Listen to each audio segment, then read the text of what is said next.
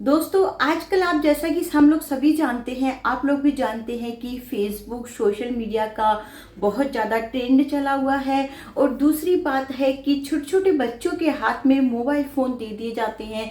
13-14 साल की एज में ही बच्चे स्टडी का नाम लेके कि हमें पढ़ाई के लिए मोबाइल की ज़रूरत पड़ती है, अपने पेरेंट्स से जिद करके मोबाइल ले लेते हैं।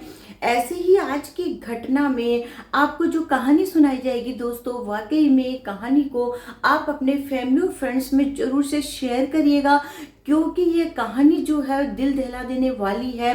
और इस कहानी से आपको बहुत ज़्यादा सीख भी मिलने वाली है कि बच्चों के हाथ में यदि आप स्मार्टफोन दे रहे हैं तो उन पे नज़र रखिए कि वह क्या करते हैं, किससे बात करते हैं, किसको मैसेज करते हैं।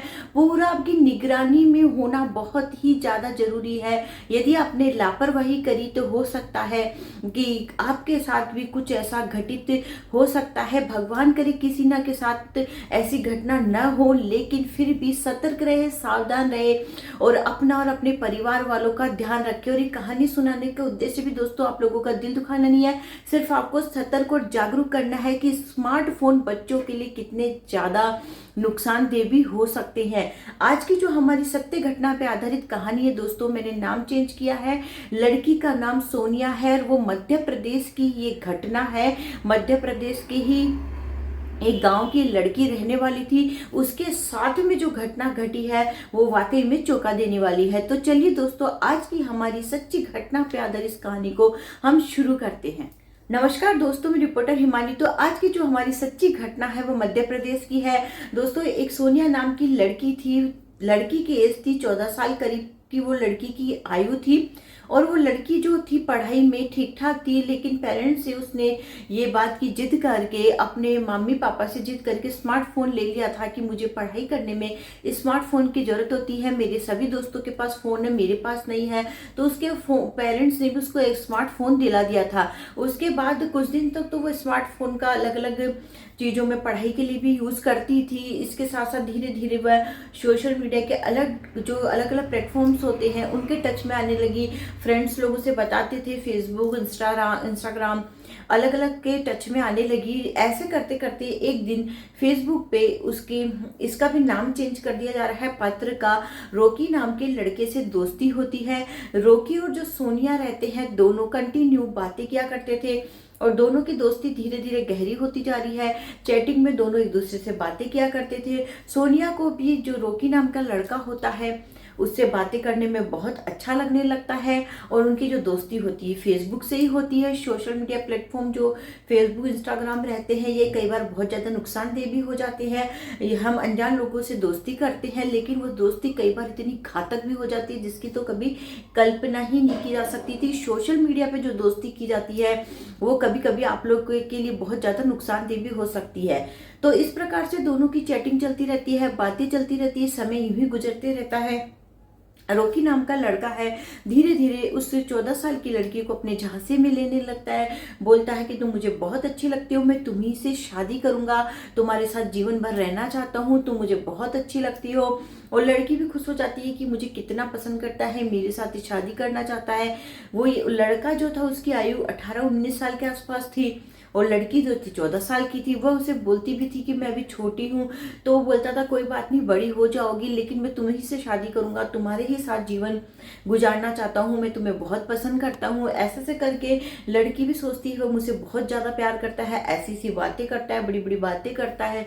वो उसकी झांसी में आ जाती है। एक दिन वो उसको बोलता है एक काम करो, तुम अपना घर छोड़ के आ जाओ और मेरे साथ ही रहो और मैं तुमसे शादी कर लूंगा, हम दोनों साथ में अपनी एक नई दुनिया बसाएंगे, साथ में रहेंगे।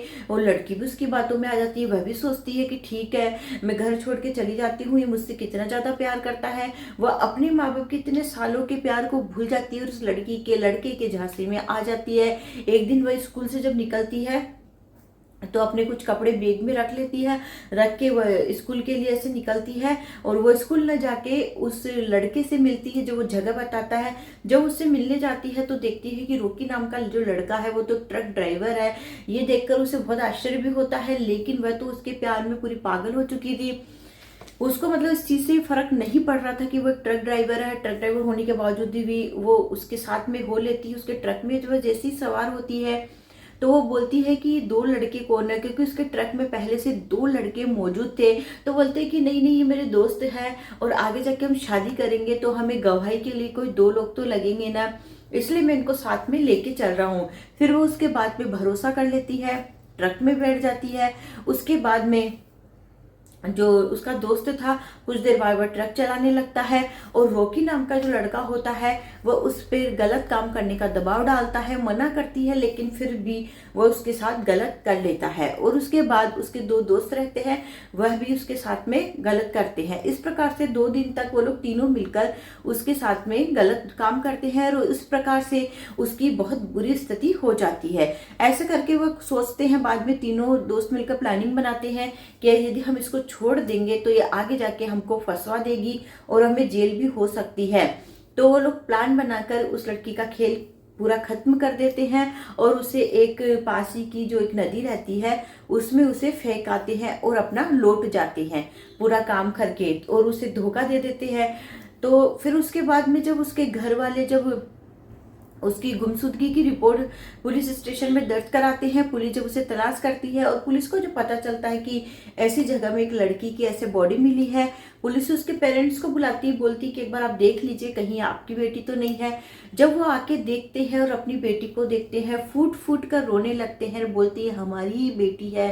इतनी बुरी हालत होती है उनकी रो रो कर।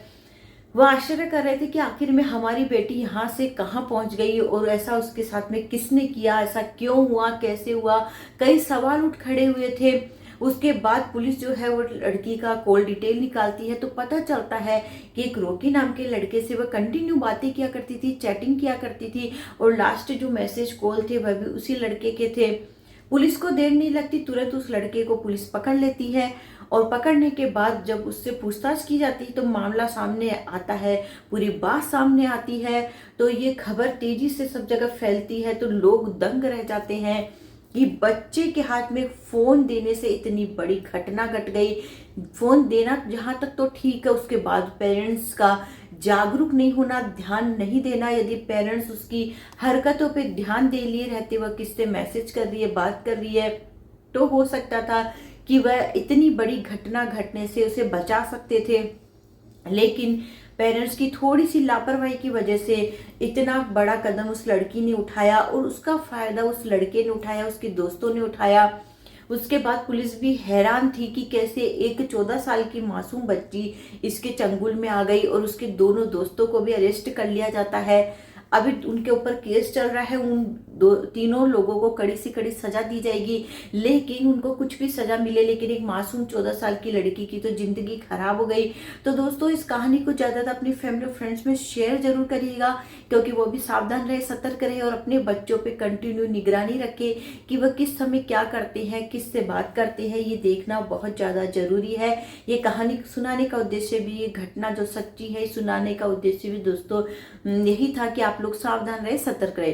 तो दोस्तों मिलते हैं अगले वीडियो में एक नई सच्ची घटना के साथ में। बाय बाय दोस्तों।